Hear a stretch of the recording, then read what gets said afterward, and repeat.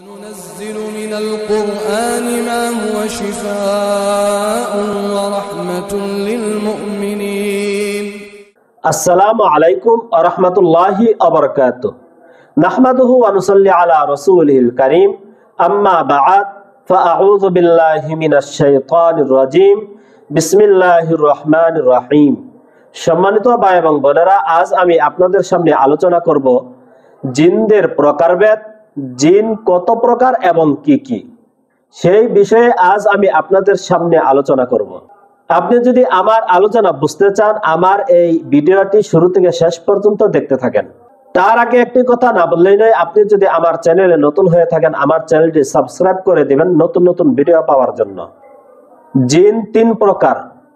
হযরত আবু দারদা রাদিয়াল্লাহু তাআলা আনহু থেকে বর্ণিত, রাসূলুল্লাহ সাল্লাল্লাহু আলাইহি ওয়াসাল্লাম বলেছেন, আন আবি দারদা রাদিয়াল্লাহু আনহু قال قال رسول الله صلى الله عليه وسلم خلق الله الجن ثلاثة أصناف صنف حيات وعقارب وخشاش الأرض وصنف كالريح في الهواء وصنف عليهم الحساب والعقاب। আল্লাহ তাআলা জিন সৃষ্টি করেছেন তিন প্রকার। এক প্রকার জিন হলো সাপ, বিচ্ছু, পোকামাকড়। আর এক প্রকার জিন হলো শূন্যে হাওয়ার মতো। আর শেষ প্রকার জিন যাদের জন্য রয়েছে হিসাব ও আযাব।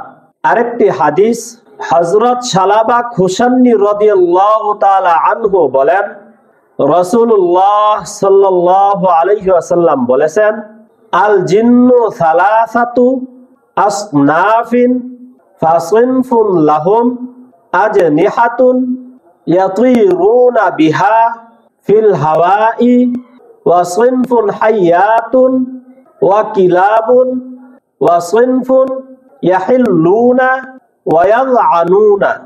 অর্থাৎ জিনরা তিন প্রকার। এক প্রকার জিন যাদের ডানা আছে, তারা হাওয়ায় উড়ে বেড়ায়। আর এক প্রকার জিন হলো সাপ ও কুকুর। আর এক প্রকার জিন আছে যারা এদিক সেদিক চলাচল করে। আল্লামা শুআইলি রহমাতুল্লাহি আলাইহি বলেছেন, হাদিসে উল্লেখিত তিন প্রকার জিনের শেষ প্রকার জিন নিজেদের রূপ পরিবর্তন করে বিভিন্ন আকার আকৃতি ধারণ করতে পারে। হযরত ইবনে আব্বাস রাদিয়াল্লাহু তাআলা আনহু বলেছেন, কুকুররা এক প্রকার জিন এবং এরা খুব দুর্বল শ্রেণীর জিন।